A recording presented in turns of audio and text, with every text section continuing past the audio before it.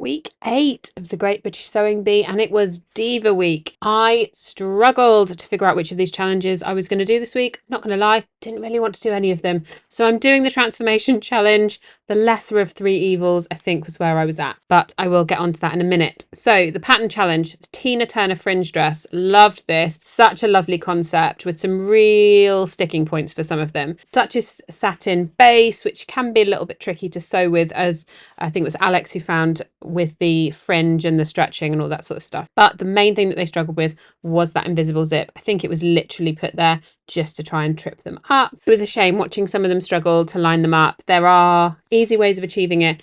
The trouble is, I think with the time limit, they wouldn't have considered necessarily basting it in position first, which would have really helped them out. I will say, especially with Luke's comment, I thought it was a real shame that they're not given the opportunity to make the pattern challenge in their size. It sort of feels like the items might have more use and more longevity out of them if they could do that. Anyway, the transformation challenge. So I hit up the local charity shop, picked up some animal print garments. I'm using 3 just like they did, and I've given myself the 90-minute time limit.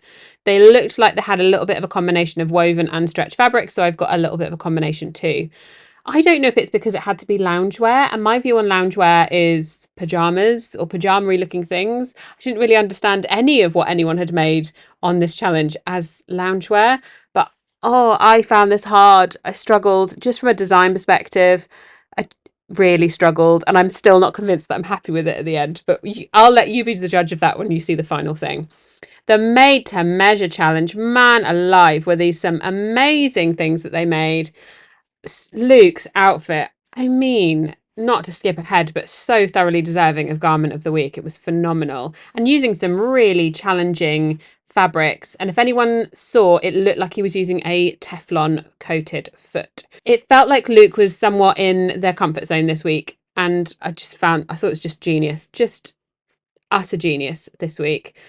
Ashes, I thought was a little bit hungry in the bum. I thought Elsa had done a great job with the sleeve fit, because with the gloves on there as well, that was really challenging. Susie, I wasn't sure of the design at first, but actually it had real impact. It was just a real shame that, again, the sewing execution wasn't quite there. And Alex, it was the right call. She just had missed the mark slightly compared to the others when it came to the brief mostly, and just hadn't been able to finish. It was a shame though. She's been pretty consistent up to now, so it's one of those hard things when they just have a bad week. Now, you've just watched me wrestle this mannequin on very creatively, because I don't have any mannequins with legs, which makes fitting things shorts wise on a mannequin very challenging.